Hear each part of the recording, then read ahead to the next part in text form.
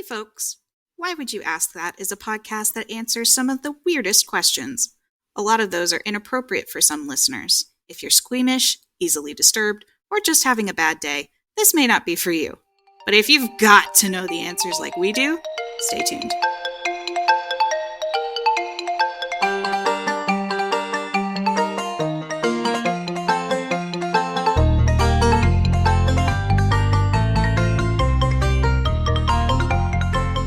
Why Would You Ask That? Presented by me, M, they, them, and Karen, she, her, and Remy, he, they. So, Remy, what do we have on our plate today that I can consume? In addition to the lovely dinner that M just made. It was delicious. It was pork. yeah, tonkatsu. We're going to finish talking about the Shakers today, and then we're going to talk about something else. Oh, sweet. Love them Shakers. Not as much as the Quakers. Maybe more. I don't know. We had technical issues last episode, so we are following it up with an episode with less technical issues because I learned how to fix those technical issues. And Remy here has gotten a new computer. Karen hasn't done anything different. I upgraded my booth slightly. It's nice. So, we had talked last time mostly just, what was in part one was just about, like, where they came from, which was England, and when they came, which was the 1700s into the, like, late part of the 1700s, and then they just sort of lasted until now, because there are still Shakers living now. And we talked about their tenets, which was communal living, celibacy, confession of sin, and separation from the outside world. Mm-hmm. Separation from the outside world. That sounds very cultish, which I guess is why we're talking about them. Yeah, so does communal living and forced celibacy. Yeah. But we also talked about how they didn't make you be celibate, but if you weren't going to be celibate, you also weren't allowed to be a Shaker. You're Shaker light, all right? Yeah, here's where we left off. The height of the Shaker movement was between 1820 and 1860, and it was during this time where they had the most members, which was several thousand. And they were also doing a bunch of artistic-y things, because in the 1830s they had like something called spiritual revivalism, or the era of manifestation. And it was when they thought they were getting like spirit messages through their art. Spirit messages. Through art? Yes. They called them spirit gifts. I showed you guys a bunch of paintings that they did, which I'll put up, and they called them gift drawings and spirit gifts. And largely it was just the women who did it, but sometimes it was the men. And they preserved a lot of them, like so many. And then they also preserved like thousands of spirit communications, which were written spirit messages. The Shakers just really intensely preserved their own records. So we have a lot of things preserved from the Shakers. Love that. Good. So, as pacifists, the Shakers didn't believe that it was acceptable to kill or harm others, even if it was wartime. So during the Civil War, both Union and Confederate soldiers could go to the Shaker communities and get help because they didn't care what side you were on. They wanted to help people either way. They sympathized with the Union cause because they were all about everybody needed to be free and equal with each other, but they were going to help you regardless of where you landed on which side of the war. Mm-hmm. Right. President Lincoln exempted Shaker males from military service, and so with the Quakers, groups became some of the first conscientious objectors. That's a hard word. Conscientious objectors in American history. Woo! The Shakers were big supporters of abolition. Like, one family, the South family, kept a journal, and so, like, here's a little journal entry from June 29th, 1848, and it says, quote, "A runaway slave comes from Indiana to find a hiding place," quote, and then a little further on, it says that the, like, father of the family took that one and 4 others, 5 of them, up to Canada, helped them escape to Canada. Awesome. Good job, y'all. Go Quakers and Shakers. Or, like, the Shakers have preserved poetry written, like, here's one from Hannah Brownson, who was a Shaker. Here's some lines, quote, Remember the fast that God doth require. Let his holy word the whole nation inspire. Undo heavy burdens, relieve the oppressed. Break every yoke, and your soul will find rest. Which quotes the book of Isaiah and refers to the Shaker belief that those who are in bondage, whether woman, slave, or the poor, must be freed in order to achieve the Shaker's ideal of perfection on earth. Damn. Yeah, you can't, I'm not your slave. I can't be because my religion's against it. Yeah. So between 1848 and 1860, the Shakers of the South family, anyway, assisted 5 fugitive slaves on their journey to freedom, and they probably did more, but it's dangerous to record it, so they only did record those 5. Dang.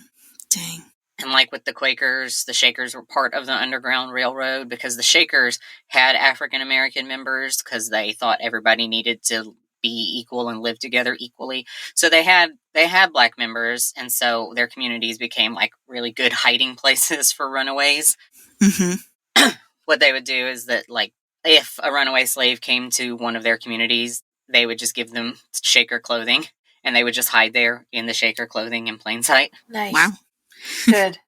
And their communities were sort of isolated anyway and were guarded from non-Shaker visitors, so there was good protection if you were on the run. And they would feed you and get you out of the weather for a while. Good. They're good people. Yeah. It's nice to know that, there were actually people who were like, no, you know what? They are people. And they have every right to the same things that we do. And we gotta help them. I mean... Not just like a few here and there, but like thousands and thousands of people who were like, actually, we all deserve to be free and equal with each other. Mm-hmm. Yeah. Well, the sucky part about it is that it was always like, yeah, slavery is bad, but no, you can't, you can't go to the same store as me, or can't go to the same library as me. Not if you were a Quaker or a Shaker. But if you were a Quaker or a Shaker, yes, you can do whatever you want because we're all the same. We're fucking equal, asshole. Yeah. Unless you have sex, and then, Then you're Quaker light, asshole. Then you're Shaker light. Yes. If you were part of either one of those groups, then if you were a black person and you were part of either one of those groups, then they considered you to be just as valuable and equal a member of society as everybody else. So it's just nice. Yeah. I like that they're also accepting of all the different... it seemed that they would be more accepting of all the gender identities and sexualities than any other religion ever. The Shakers didn't care what gender you were because they thought that all the genders were equal no matter what. And nobody was having sex anyway, so nobody cared what sexuality you were. And over in the Quakers, they frankly couldn't care less about what gender you identified as, because, they had the public universal friend who identified as no gender. They have bigger fish to fry. So neither one of those groups particularly seemed to care at all about sexuality or gender presentation. Because guess what? It don't matter. It doesn't matter. It does matter to you as a person, and we do value your individuality and your expression, but it has no bearing on your rights. You're not special. Everyone's special. I'm not special. You're special. Not special. Whoa, I would never say you're not special. You're just Karen. You're just my best friend in the whole world. That's all, though. Aww. I have to say Josh is my best friend. Yeah, you're obligated by law to do that. Lucky for me, I'm not married, so I can just be like, whatever. You're my best they-them friend. Remy is my best they-him friend. So there you go. My best friend is actually Kat, and his name's Klaus, and I love him. And I love him so much. He's actually my child. I birthed him out myself. You were screaming. It was loud. Yeah, I can't believe you were there. You're so supportive. I'm a very good friend.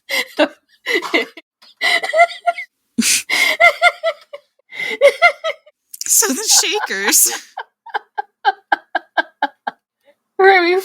sunshine. It's amazing the weird ways that this podcast go. Okay. So, the Shakers were ahead of their time concerning beliefs about race and gender equality. Women held leadership positions early on in the sex history, reflecting Shaker ideas about balance and symmetry. No one person was more or less important than anybody else. The Divine Book of Holy and Eternal Wisdom, which is a Shaker religious text, includes extensive passages about the evils of slavery, referencing specifically the issue of race and secular law.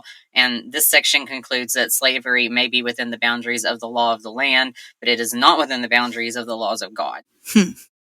And the Underground Railroad, they were part of that, but it was not the first time that the Shakers up in New York had to deal with the issue of human bondage. In the early 19th century, a black man named Prime Lane came to the Shakers with his family, and he left them again, but left his 2 daughters behind. Their names were Phoebe and Betty.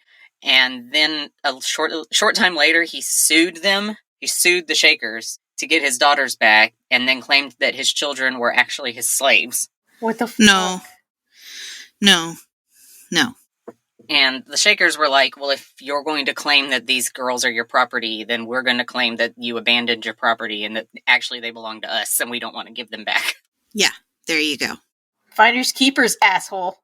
Yeah. So the case took 2 years, and all of the 2 years, the Shakers refused to give the children back to him. And it went all the way up to the New York Supreme Court, where it was decided that the girls were free people and could make their own decisions, of which they decided to stay with the Shakers. And the Shakers decided that at that point they were, in fact, free members of society and actually were not slaves or property at all. They just released them into freedom once they got that ruling, because they're nice people. It's terrible that they have to work within the system. I talked to Cody about this. Yeah. It's terrible that you have to work within the systems that you have to work within. I talked to him about this because the same thing happened with Frederick Douglass. Because I saw an article that said Frederick Douglass hated that the Quakers fought for his freedom. And when I clicked it, it said that the Quakers tried to buy him and then release him into freedom. And that other civil rights people, abolitionists, said, don't do that because they're just also proving that you're property by buying you.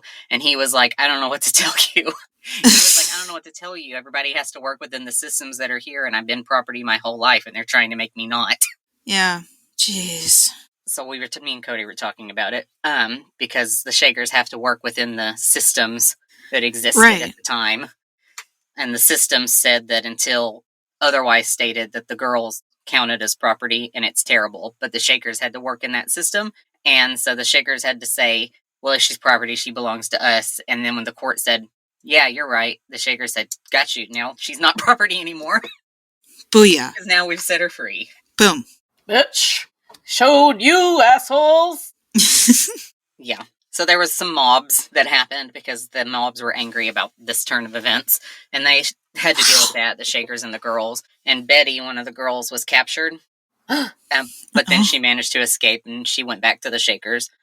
And then things eventually settled down, and Betty and Phoebe lived for the rest of their lives with the Shakers. Nice. Good. As free people. Good. In the last decades of the 19th century, the Shakers were decreasing in numbers, and women made up nearly 3/4 of the church's population. And by 1936, the population of the Shakers was 88% female. Probably because they didn't have to fuck. Yeah. Yes. They're like, hell yeah. I don't have to fuck nobody. It's not my fucking obligation no more. Sounds good to me. I don't have to have a barrel full of children. Like an entire barrel of freshly birthed little slugs. No offense to babies. No offense to babies. So the women were buoyed by nearly a century of equal education and full participation in economic and spiritual matters, as well as governance in the community, who led Shaker involvement in reform movements including pacifism, animal rights, the abolition of slavery, women's suffrage, vegetarianism, and other progressive causes. Vegetarianism, I don't know why it gets considered a progressive cause in here, but they were vegetarians. I think they were vegetarians for the purposes of animal rights. Right. which is why it got lumped in the list. So, Anne White, who joined the Shakers in 1849 and died there more than 60 years later, she was a member of the National American Women's Suffrage Association and vice president of a local branch of the National Council of Women, and she wrote, quote, "Women outside are asserting their right to life, liberty, and the pursuit of happiness, and upon all economical, social, and political questions are evincing remarkable ability and skill. Have not we, Shaker sisters, greater rights than all others, having absolute right of our own bodies, which in reality includes all other rights?" End quote. Damn, girl. Because for 60 years she'd been living with the Shakers, having all the same rights that women were just now being able to petition for. Fuck yeah. And the women of the Shakers had the support of their brothers, had the support of all of the men in the group, because it was just baked into their philosophy of life. So, like, for example, in 1888, Elder Frederick W. Evans wrote a letter to the New York Tribune in response to the paper's refusal to take a stand on women's suffrage, calling for a revision to the Constitution that would create an all-female Senate, an all-male House of Representatives, and a dual-gender leadership at the presidential level. He wanted a balance for the Senate and the House of Representatives, and then he just wanted there to be two presidents, so you'd have a male and a female opinion on things. Honestly, I support this as a modern idea. Yeah, this sounds like this sounds like the best idea to hit America, and then they shot it down. Yeah, they were like, "You're crazy," in 1888. Women can't do that. Man, Quakers and Shakers. So women's equality and voting rights, the abolition of slavery, the humane treatment of animals were all ethical issues that needed to be resolved in order for heaven to exist in the world, the Shakers thought. And then I also mentioned at the beginning, in the last episode, that the Shakers impacted the U.S. economy and today, and it's because they led a simple and self-sufficient existence just from the fruits of their own hands and land, and they became well known for their architecture, crafts, and furniture, and the Shakers separated themselves from the rest of society and sold all their beautiful furniture to anyone who wished to buy it, and invented a lot of stuff. Shaker cabinets. Fucking Shaker cabinets. They're still popular today. The fucking brooms, dude.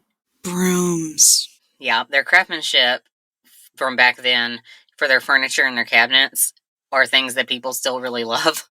It's just like this simple, straight-lined furniture that people still really, really like.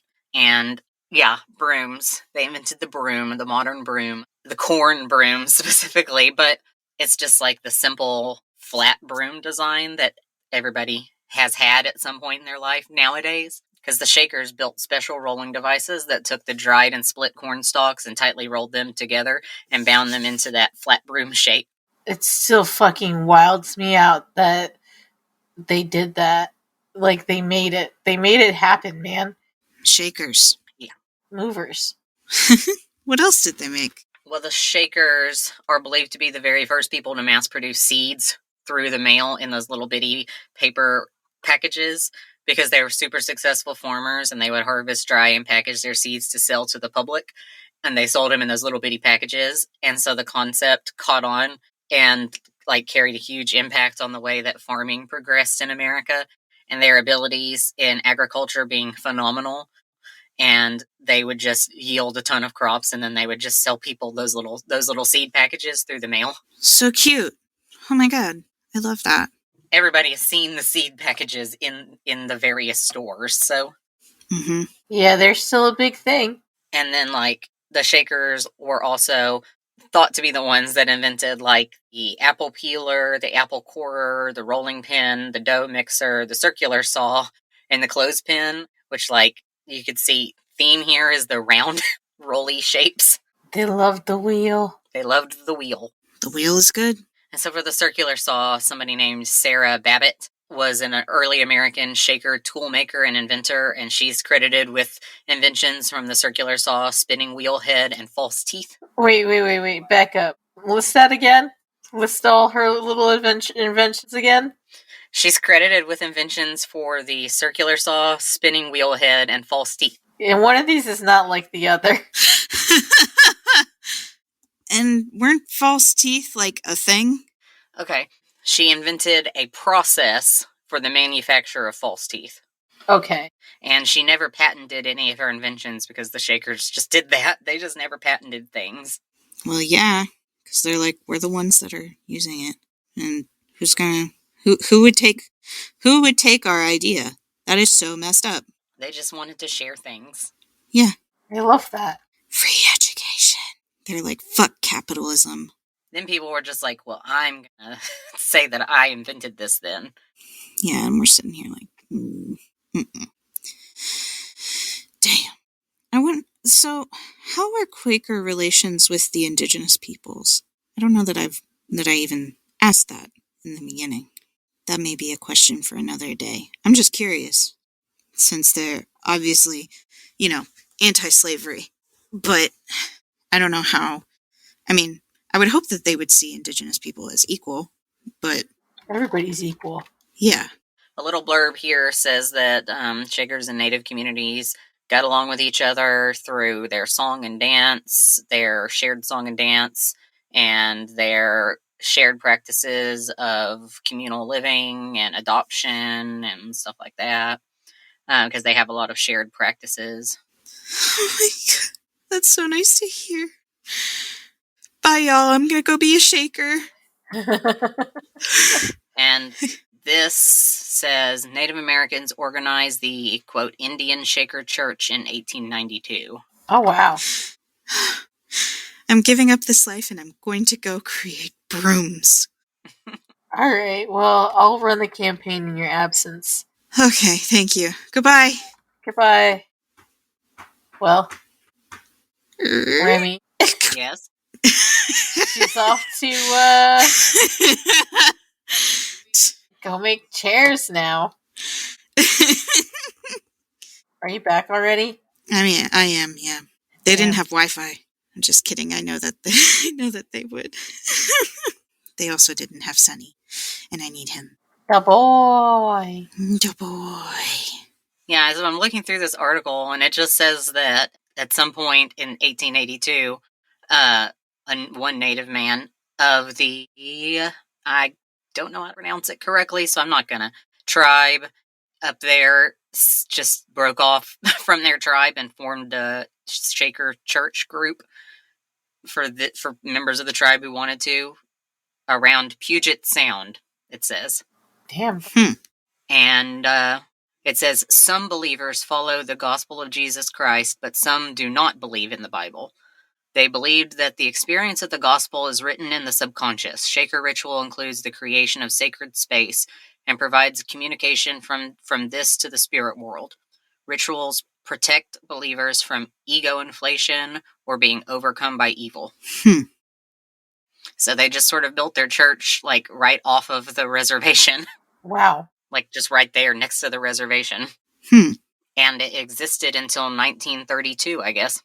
Then what happened? It says in 1927, a schism over the use of the Bible in services resulted in two separate churches, the Indian Shaker Church and the Indian Full Gospel Church. Oh. So it just separated into two different things. Okay. But now, as of 1996, when I think this article was written in 2006, as of 1996, the movement encompassed approximately 21 congregations and 3,000 members in Washington, Oregon, Northern California, and British Columbia. Wow. What the hell? So I guess that lets you know that they had pretty fine relationships with the natives of the area, at least in this area. Yeah. That's good to hear. It is. Yeah, and with the Quakers and the Shaker belief that all people, regardless of race, gender, sexuality, etc., status in life, deserve to be treated equally as possible. I couldn't imagine that they would treat the native people badly, because right, it's against their beliefs. They just think everyone deserves to be treated equal and be loved. Yeah. So Sarah Babbitt.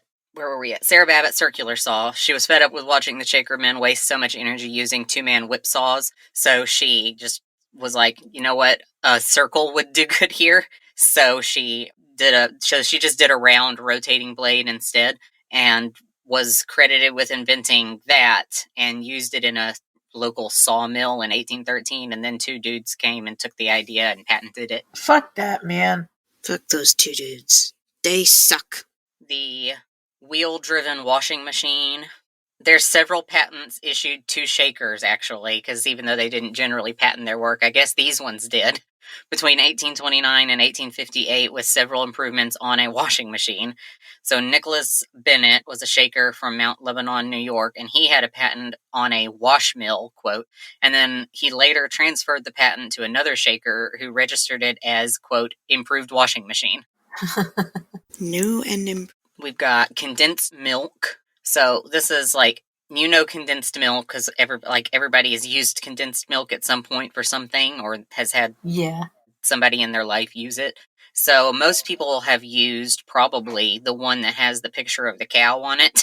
Yeah. And that's Borden brand condensed milk. So that was invented by Gale Borden Jr. And Borden was inspired to invent that because he was staying with the Shakers at the time and he was watching them make condensed milk by using a vacuum pan to boil down fruits for their milk and stuff. I don't know what a vacuum pan is. Did they invent that too? Oh, it says when I type vacuum pan for cooking into Google, it brings up sous vide. I thought it was just pronounced sous vide. Sous vide? Probably. I don't speak French. It says that it's French for, quote, under the vacuum. But I don't think anything could evaporate in that. It also might mean just with one of those, like, pressure cookers, Yeah, that's probably what it means. It says, people have been cooking this way since the medieval period. After heating over a fire, a hot earthenware pot containing food was placed in another, larger pot, box, or hole in the ground, insulated by hay, moss, dry leaves, or other material, and covered. Well, fuck. The heat conserved within would slowly cook the food inside, saving fuel and work. An example of this type of cooker was found in Wales by a Monmouth Archaeological Society excavation. Medieval instructions for cooking without fire, taken from an Anglo-Norman manuscript in the British Library, say, take a small earthenware pot with an earthenware lid, which must be as wide as the pot, then take another pot of the same earthenware with a lid like that of the first. This pot is to be deeper than the first by 5 fingers and wider in circumference by 3. Then take pork and hens and cut into fair-sized pieces and take fine spices and add them and salt. Take the small pot with the meat in it, place it upright in the large pot. Thank you for telling me to put it in there upright. I wouldn't have done it otherwise. Sorry. Cover it with the lid and stop it with moist clayey earth. It literally says clayey. I believe it's clay-ish. What about clay-like? Moist clayey earth, so that nothing may escape. Then take unslaked lime and fill the larger pot with water, unsuring that no water enters the smaller pot. Unsuring. What is this? Unsuring. This is exactly how I would write directions. Let it stand for the time it takes to walk between 5 and 7 leagues. What timing is that? Wow. Take a walk and then come back and then open your pots and you will found your food indeed cooked. Wow. Okay. Well, I'm glad I took the time to read that because that was amazing. I love recipes from forever ago. Let it stand for the time it takes to walk between 5 and 7 leagues, and then open your pots, and you will found your food indeed cooked. You will found your food cooked. It informs me that a league is about 3 miles, so the length of cooking time is approximately 5 to 7 hours. That's a long-ass time. Yep. So, there's that. We've learned. So, this dude, Mr. Borden was staying with the Shakers, and he was watching them use basically a pressure cooker to make condensed milk. And he said, you know what? I'm going to do that, and I'm going to say that I invented this, and I'm going to call it condensed milk and put it in a can with a cow on it. The Shakers invented a lot of farm tools to make their day-to-day work easier because they were huge on work, but also huge on efficiency and convenience. They really believed in work smarter, not harder. Hell yeah. So they invented, for example, the rotary harrow, which uses revolving motion when you drag it across a field to break up the soil, and a threshing machine, which separates the grain from the stalk. Also, they invented metal pens, like the kind you write with. I love that. In 1878, the editor of Scientific American wrote a letter attributing the invention of the metal pens to the Shakers. He said that he was writing with one of the pens, a silver one, that he bought in 1819 for 25 cents. Damn! And in 1819, an unnamed Shaker invented homemade tools designed for rolling and cutting the pen. And he wrote down that he was able to cut 292 pens in 14 minutes because they wanted to be quick and efficient. Damn. Gotta love these people. I do love these people. Progress, making lives easier so that they could enjoy reading the Bible more and taking 5 to 7 lake walks. And the New Lebanon Church Family Record lists the name Free Gift Wells and Isaac Young as two Shakers who produced these pens in this manner and then sold them for a while. They also had something in their houses called shaker pegs, which are they would just totally line all of their rooms with these little pegs, and they would just hang their furniture off of it that could be hung up like wooden chairs, and they'd hang their brooms and things off of it, and then their clothes and stuff, and it just made it easier to clean the room, and also to move around the room, and also to have their like dancing and singing ceremonies in there, because it just got stuff off the floor and out of the way. And I don't know why more people don't have tons and tons of hangers and pegs on their walls. Listen, I'm working on it. And just finally, there's a thing on one of the lists I was reading called the Shaker Lemon Pie, which is not like anything efficient, but it's good. Listen, efficiency in work, but like deliciousness in comfort food. So, yeah. Well, the Shakers home grew everything, so they were making use of all of their homegrown, quote, quote, dairy and herbs and fruits and things. And actually, this would be efficient because at the time, their lemon pies at the time were all made with meringue, and meringue is a time-consuming process if you don't have, like, the modern tools that we have. And the Shakers were like, I'm not making a meringue. So instead, they just used a whole lemon, peel and all, and, like, sugar. And that was basically, and milk, and that's basically all that's in there. That's amazing. And that's it about the Shakers. There are still Shakers alive today, but there's only 2 of them alive. There were 3 Shakers alive, but one of them died recently, and now there's just 2 of them left. Do you know where they are? Yeah, we do know where they are. Hold on. They're in Maine. They live in Maine at one of the original communities that's, like, they live in one of the original places. Ooh. I went to Maine once with my parents when I was in high school. I went to Bar Harbor, as my dad liked to call it, Bar Harbor, Maine. Ah. And it's famous, like, because it's a harbor, but also the Acadia National Forest. It's really beautiful up there. But I was like 14, 15 maybe, and I was a boy crazy. So I just called it Cute Boy Maine. Wow. Because all the boys there were cuter than the guys in Virginia. Because they're exotic. Yeah, it's Major Beefo. What is beefo? Boys from other schools. Oh, okay. That's from Bob's Burgers. I didn't make that. Okay. I was going to say. It's like the slang I'm not about to jive with. So the Shakers, those 2 Shakers, they live somewhere called Sabbath Day Lake Shaker Village in Maine. There's only 2 of them. And also this article informs me that Shakers are happy to use modern technology. And if you go to their website, they have an informational video. Oh, snap. But that because they're celibate, they aren't, even though there's a man and a woman left, they're not going to make any children. And also they stopped accepting members at some point. So I guess they just aren't going to be any more Shakers unless you start up your own and decide to just convert to Shakerism on your own away from them. They know when to stop. Yeah. This explains why.